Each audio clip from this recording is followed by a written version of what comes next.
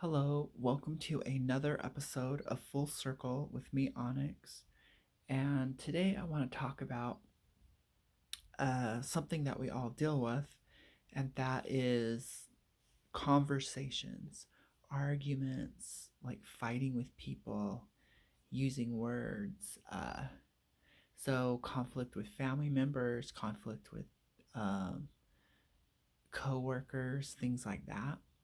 And I've kind of noticed a pattern of these like unsolvable arguments, these, you know, and I've maybe you've looked at the model of like the victim, the rescuer, the bully triad, and there's a few other elements that actually go into this. Uh, and that's very simplified. But I have a tendency to speak my mind, um, and I think tell it as it is. And now I'm really also starting to assert my personal boundaries. And I notice other people in assumed power positions choose to be offended because they not used to having a subordinate uh, affirm their boundaries, affirm their personal rights, advocate for themselves. And so it kind of goes against this system that we have. So working with archetypes are major patterns that rule countries, that rule communities, systems, all the way down to the family unit, all the way down to how you see yourself. And so people tend to maybe look at the pure archetypes of a goddess figure, of a king and a warrior, kind of like they're almost like glorified ideals. And that's really what they do. An archetype is a core idea um, that is collective. People really expand that out, they interact with them, they become characters in our stories, but we fail to really understand them as they're just ideas. Uh, and it becomes an idealism when we start putting it on a pedestal and worshiping it. And on one level, they they're immortal because they outlive a generation. You know, from time beginning, the birth of the goddess, a mothering figure, a fierce, devouring figure, a loving, all knowing figure, a healer, and the male archetype, the warrior, the provider, the hunter, uh, the the action principle, the achievement. Um, and so we can't really get away from ideas, and ideas and image go together. And so I think even if we go take a class on, even if we go get a degree in psychology, or we join the group of elitist archetype uh, people, sometimes with all the breadth of knowledge and over information, the we miss the very basic concept. It all starts with an idea. And for when you look at yourself and you start comparing yourself to others, when you start building your dreams, your world, your personal story, your personal myth, we might fail to realize they were ideas, and ideas are made up, you know? And that start might put you a little bit in misdirection towards this video, aka a tangent. Um, but I'm noticing you can, in like unsolvable arguments where, you know, people are trying to win. So we have to look at the motive. Everyone wants to be right, everyone wants to win. And we can look at this in a different way. If you want to be right and you want to win, what do you want to win? You know, do you want to win the right to make someone else wrong, invalidate them and their experience where they're at on their journey? Do you want to win the right to judge them, to criminalize them, to then put the hurt on them? Like, I would say in the 80s and 90s in witchcraft, it was pretty much harm none, but if you're hurt, hit them 3 times harder. So we go into like ethics, morality, and law, your personal, I call it having your personal Bible. We all have a law, you know, whether you choose to subscribe to some religion, uh, or just how to be a civil human being, you know, or whether I think we all carry our own version of the Bible, okay? And why do I say this? Oh, you can't bring religion into it. I'm like, our whole nation was founded on a religious idea of a God punishing, overseeing authority figure who's going to sentence you to hell, or going to reward you with a heavenly experience and close to their presence. So you're either going to be in or you're going to be out. You're going to be wrong, you're going to be right. You're either going to please me or you're not. So it was based on a narcissistic God image. And our whole sense of justice is based on this, where you're either proven guilty or proven innocent. You're proven right, you're proven wrong. So now what? Now you deserve, or you've won the right to punish someone, or you've handed that right over to an authority figure to punish them for you, to do your battle. And so when I really start looking at how messed up fundamentally the system is, it's the ideals, it's the idea, and it's the archetype images as they're woven together, played out on the big screen of life. We might watch a judge and jury show on TV where the archetypes are being played out, the accused, the accuser, and the person who's playing the role of judge, which is literally playing the role of God. And then it's up to them to determine who's right and who is wrong based on an agreed law system, okay? Now let's bring this into your own personal reality. You have your own Bible, you have your own code of ethics, you have your own rules of life, and you may unconsciously expect other people to abide by them, which gives you reason to be punishing, hold a grudge, be vengeful, ignore, block, distance them from your presence. Or you might think, oh, you will now rehabilitate them. They have now won through their losing. So I call it flipping the script, or or switching masks, but we can then advocate for them. They can earn our pity. You can never abide by my high standards, by my personal Bible, my personal and so I'm now going to help you. You poor pitiful thing. I'm going to nurse you back to health, or I'm going to correct you. This could be, I'm going to punish you for your own good too. So we're noticing this like pendulum swinging from severity to mild. We'll let you off the hook with little community service.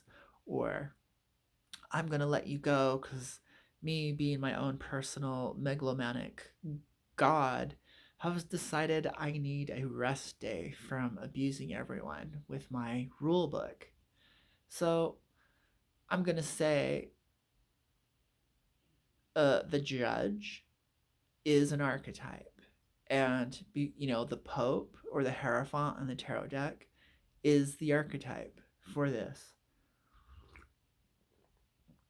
You know, we're like, so you can go on and on about it, but realize you have your own rule book, and people are either going to be punished or rewarded through this system that you have in your head. And it's not even reality. It's an approximation. It's an approximation of what you have been programmed with through your life experience. So we can bring up expectations. We silently expect people to know, there's all this assumption. I assume my rule book is the same as yours, so you must know. I assume my rule book is in alignment with the greater good of the collective, but it may not be true. So, what does this have to do with, family arguments? Do you not get along with a brother or a sister or a mom or a dad? Are you still holding a grudge? And this will move into detachment and being able to let go. So, besides argument, it's how to let go, how to free yourself from this from this cycle. And so, how do you unsubscribe to someone else's narrative that they put on you, or the narrative you honestly have for them? So, there's like two sides of the same coin. There's a paradox here. This is kind of why I call it flipping the script. I've noticed in an argument, someone might start off softly, feeling wronged, feeling victimized, feeling like the martyr, and they're going to try to work it out with you. But then, as soon as you're not agreeing, as soon as you're not following them, not mindlessly becoming a yes person, doing what they expect you or want you to do, they flip the script, and then they become a criminal. Then they become the bully. Then they start bullying you. And then when that doesn't work, they try to reason with you, become law and justice. Or then they try to advocate your side. They become the hero. And so you see how they're flipping different patterns, different archetypes, playing different roles, putting on different masks, and they're hoping to win their case. And so the guilty can all of a sudden become innocent. The guilty could be the hero, and then vice versa. You can see in comic books where the heroes become anti-heroes, or the heroes are criminals. Batman, you're a criminal. Like, there's no way around it. You're a criminal. So in your own mind, you might be a hero, but you're also playing all the parts. You're playing judge, jury, and executioner. But you're victimizing people, and you're punishing them like criminals. Like, you're using your own law book and any means necessary method, Batman. And we can see in that character the pendulum swinging to an extreme. And then he has his polar opposite, the Joker, who is the criminal, who's also innocent, who's also been victimized, who needs rehabilitation, who is sometimes right. And so sometimes we sympathize with the complex character of the Joker, and vice versa. And they are two sides of the same coin. They're a paradox. And on one level, they can't exist without the other. So I was having conflict with my mom for like 40 years. And I didn't know how to take responsibility because I really wasn't understanding my feelings. My feelings were happening, but feelings are a byproduct of the type of thoughts, beliefs, your narrative, your story, your description you have of a situation, And what I found out was my feelings were rooted in like uh teenager mode angst. Blame, blame, blame. I had to blame someone else for the circumstances. So you're going to find that the deeper your feelings go, the farther back in time they originally were. These original wounds, and then they kind of get infected and fester, they amplify. And so they get, um, but it was the same logic and reasoning, the same way you saw the world, which is why you felt that way. You made that narrative. Uh, and so you almost have to kind of go backwards to go forward. You have to. So I found myself having to honor my inner teenager and listen to his complaint and play the parent. So once again, I'm playing roles, and I have to have him have a reality check. I'm like, don't you realize she's just a product of her environment? And that environment back then, in like the 60s, 70s, and 80s, wasn't empowering women. They weren't even getting paid well.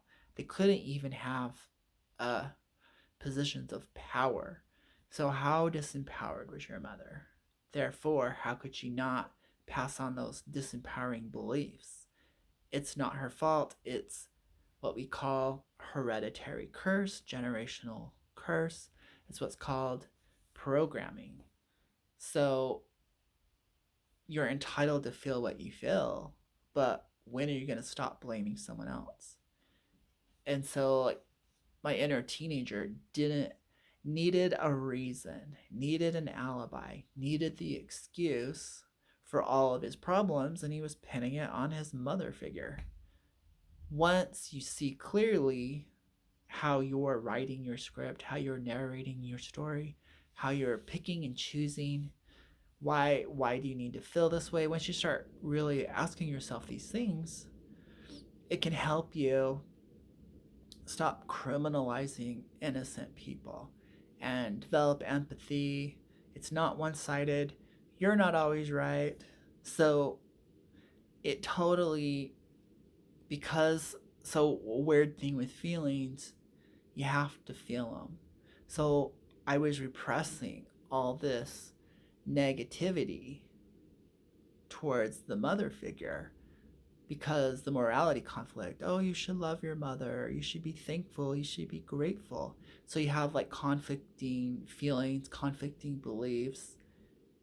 But so allow yourself to feel, side with the dark. uh, be with your shadow, feel those negative feelings. They're valid. Validate your negative feelings.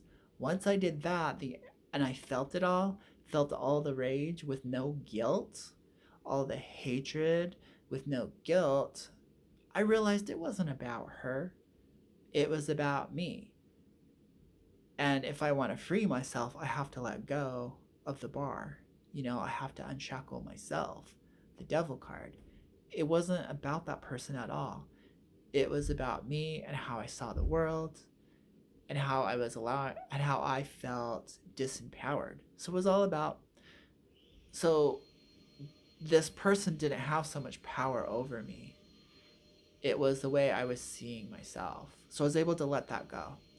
And then the next conflict arose. I've been avoiding my sister, and I was like making her out to be like some creepy, clingy person who's like latching on to me, wanting me to play all these different roles for her life. And I felt like I couldn't do it. And I was like, oh my God, oh my God, oh my God. I'm like, okay, let's use the same techniques. Let's look at this. How are we defining it? How are we writing the narrative? Does this person really have power to hold on to you if that's not what you want? The answer is no. So the huge theme is power struggle, you know, like feeling disempowered, the victim, and then feeling like people have power over me, like the judge, the jury, and the executioner.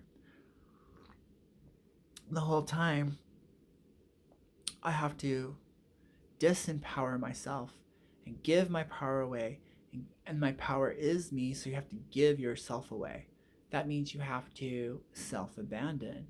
That means you have to over focus on them and make them so much bigger, pedestalizing people.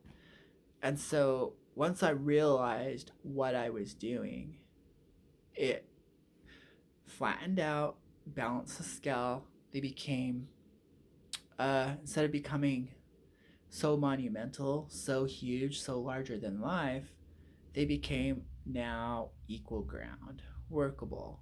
And I was able to move through that stuff. So then, more challenges at work. Associates of various ages, uh, playing all different parts and wanting you to play all different parts in their story. And so I think I naturally took the role of the scapegoat, uh, owning other people's crap, owning other people's problems, uh, over over empathizing, and just really like kind of taking on stuff I didn't need to, which really didn't serve anyone. So then I was like, okay, we're gonna solve this. So looking at a lot of the conversations I've had with other people, whether they're having conflicts with someone or it's an interaction with me, I noticed there's this flipping of scripts, this flipping, changing of parts. Uh, so they play the victim, they feel wronged, but then they also feel like they need to be the judge and the jury and the executioner, and then be the bully and the hero and right the wrong. And so, in one conversation or in the way they're treating someone, whether it's 5 minutes or an extended period of time, they're playing multiple parts, multiple roles. And that gets confusing for the other person. Because I noticed it came out with like my sister and a few other people. They really want like a loving relationship, but then they talk about how much they hate men and they're scum and they're losers. And I'm like, if you want to be in a loving relationship with a guy, you can't be holding these beliefs. So that's, your heart is clogged. I mean, you're a danger. So, of course, your energy is going to meet these people first, and you're already ruining it. So you have to clear this. Like, what role do you want to be? Do you want to be the bitter, jaded person who hates people? Or do you want to be the open, loving person who gets to receive relationships? Pick one. So I started noticing in conversations, what role are you playing when you have an argument? Then when that piece of argument is over, you switch to the bully, you switch to the judge, you switch to the scapegoat, you switch to the hero, you switch to the advocate. And so I started listing them, and I noticed it doesn't matter which one you start with, you can end up being the other one at some point later on. So you might start off as the victim, feeling like a martyr, needing to be right, feeling abused, needy, lack. But then all of a sudden, you're a damsel because you're innocent, because you're weak and naive. So wouldn't that fit with the victim? But then you're not seeing the outcome that you're wanting. You want that person to pay, or you want that person not to get away with the crime. So then you take it upon yourself. You become the bully. You become the hater. You become the vengeful assassin. You become sinister. And so that scale from innocent to not innocent was all within the archetype of the victim. The scapegoat, the bad guy, Mr. Wrong, criminal, was wrongly accused and was innocent and is naive and fell for your trap, which is you needed someone to blame. That same person could try to get out of it, become very tricky, very manipulative. They might then seek revenge and punish you back. And so it doesn't matter which one was the main one, how the story started or how your argument started, it can switch it can flip on you. The hero could get hurt, could get injured, you know, could turn into a healer, could then seek revenge, become like I would call it an anarchist, you know, or that same hero energy could get bloodlust and become dangerous and murderous and violent, you know, or could become weak, could become shy through that uh, experiencing something that they couldn't win and defeat, could fall into victimhood, could play the martyr, could feel abused, get needy, fall into lack, doubt themselves, you know, and lose their power. The so we have that triad of like the abuser, the victim, and the hero slash rescuer, but there's actually another couple legs to this triad, and that is actually of the judge. And this is what I think a lot of people fail to realize. You can't have this triad dynamic unless you have the judge slash the law. This law could be external or it could be internal, like I said at the beginning. Your own personal Bible slash book of the law, or a system of societies that's imposed upon you. Could be through religion and government. It doesn't matter what type of institutionalized, agreed upon law it is. It's a so-called agreement. And so usually these laws, these rules, don't really work unless they're enforced with a reward and punishment system. The only reward you get is not getting punished in this basic system. So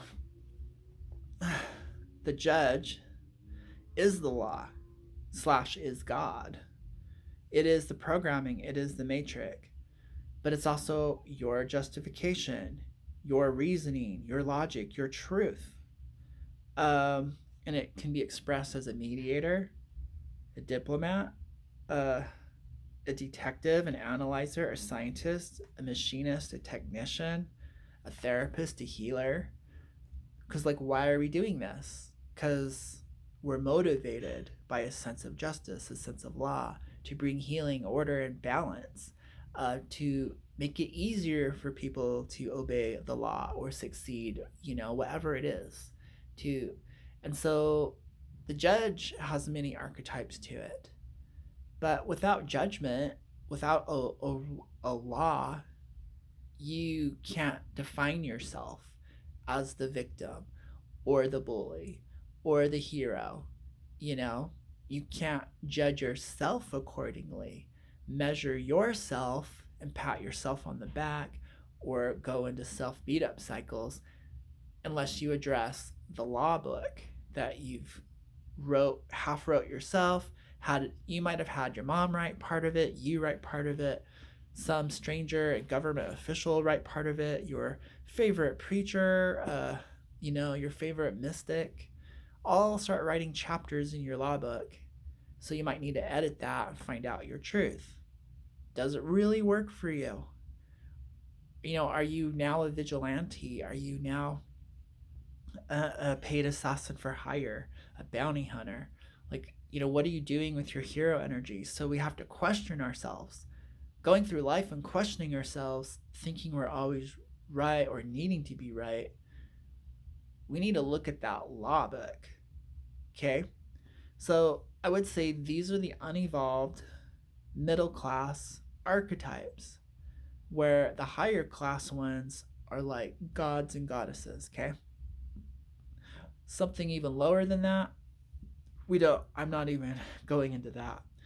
But one thing Carl Jung said, you need to transcend and evolve past the archetypes and become yourself, your individuated self. And I think, how do we get off this loop? You know, when do we have that self-realization that we create our reality? Is you wrote the law book, you know, but also during whatever archetype you were playing in, whatever story you were living out, experiencing for your own personal benefit, whether it was positive or negative, it's always for your benefit. You're channeling those archetypes, and you are the witness, you are the lens, you are consciousness and awareness itself. So learning to kind of step back and experience yourself as just a being here. So the fastest way to do that is get into the present moment. Jump in, live right here, right now. There's no story going on right now. There's nothing to do right now but be. So you start to really just experience yourself without you channeling an idea, an image, a pattern, without playing a role, without identifying with anything. You're just a being. From here, you can get off the wheel, you can get out of those dynamics, and you can start to look at things objectively or a little bit outside of you and gain some perspective. So all you are is pure awareness.